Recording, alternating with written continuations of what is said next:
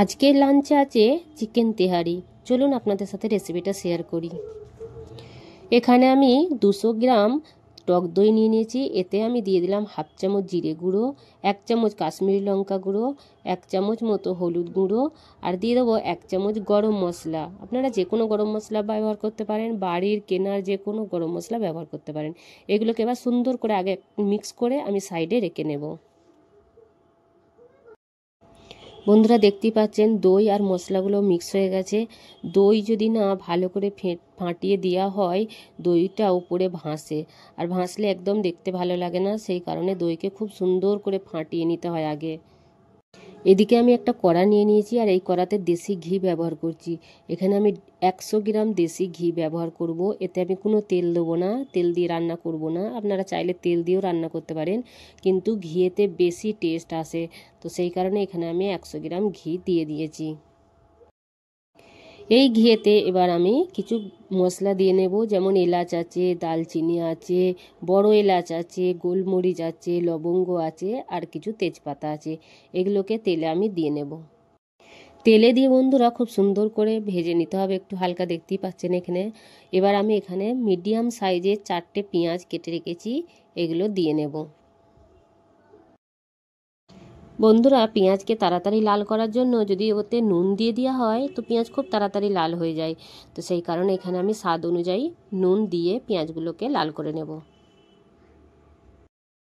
আমাদের পেঁয়াজগুলো প্রায় লাল হয়ে গেছে বন্ধুরা। এইবার আমি এখানে ধুয়ে রাখা চিকেন দিয়ে দেব। চিকেনগুলোকে দিয়ে আমাদের হাই ফ্লেমে 3 থেকে 4 মিনিট খুব সুন্দর করে আগে ভেজে নিতে হবে চিকেনগুলোকে। চিকেনগুলো যেন নিচেই না ধরে যায়, সেই ধ্যানটা রাখতে হবে। আর হাই ফ্লেমে আমাদেরকে 3 থেকে 4 মিনিট চিকেনগুলোকে ভুনে নিতে হবে এই ঘিয়েতেই।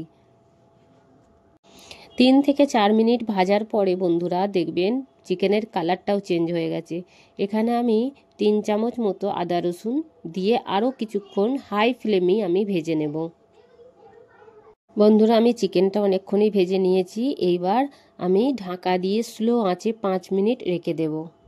আমি একদম স্লো আঁচে রেখে দিয়েছিলাম। দেখতে পাচ্ছেন কতটা পানি বেরিয়েছে মাংস থেকে। আর পানি যদি ভার হয় মাংস থেকে, তাহলে মাংসতে একটু গন্ধ থাকে না কোনো রকমের। দেখুন তেলেও প্রায় ভাজা ভাজাও হয়ে গেছে।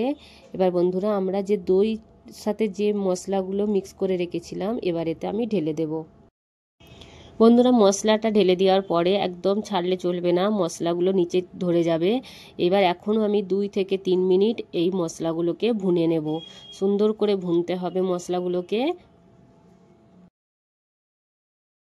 মশলাগুলো ভুনা হয়ে গেলে এখানে আমি আরও একটু পানি অ্যাড করে কিছুক্ষণের জন্য ঢাকা দিয়ে একদম স্লো আঁচে রেখে দেবো, যাতে মাংসগুলো সেদ্ধ হয়ে যায়। দেখুন বন্ধুরা এখানে মাংস প্রায় সেদ্ধ হয়ে গেছে।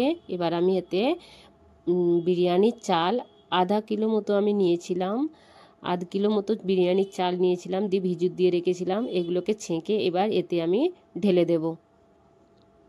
চালগুলো দিয়ে দিয়েছি। এবার এই চালেতেই আমি পানি দিয়ে দেব। যতটা আমি চাল নিয়েছিলাম ততটাই আমি এতে পানি দেব, তবে আমাদের ভাতগুলো ঝরঝরে হবে।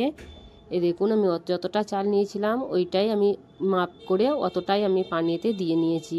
এবার ঢেকে একদম স্লো আঁচে আমাদের 20 মিনিটের জন্য ছেড়ে রেখে দিতে হবে। 20 মিনিট পরে বন্ধুরা দেখুন আমাদের চিকেন তেহারি একদম রেডি, একদম ঝরঝরে। দেখতেই পাচ্ছেন কত সুন্দর লাগছে দেখতে, খেতেও খুব মজা। বাড়িতে ট্রাই করতে পারেন। যদি ভিডিওটা ভালো লেগে থাকে লাইক, কমেন্ট, শেয়ার আর সাবস্ক্রাইব করতে মোটেও ভুলবেন না। ভিডিওটা দেখার জন্য অনেক অনেক ধন্যবাদ।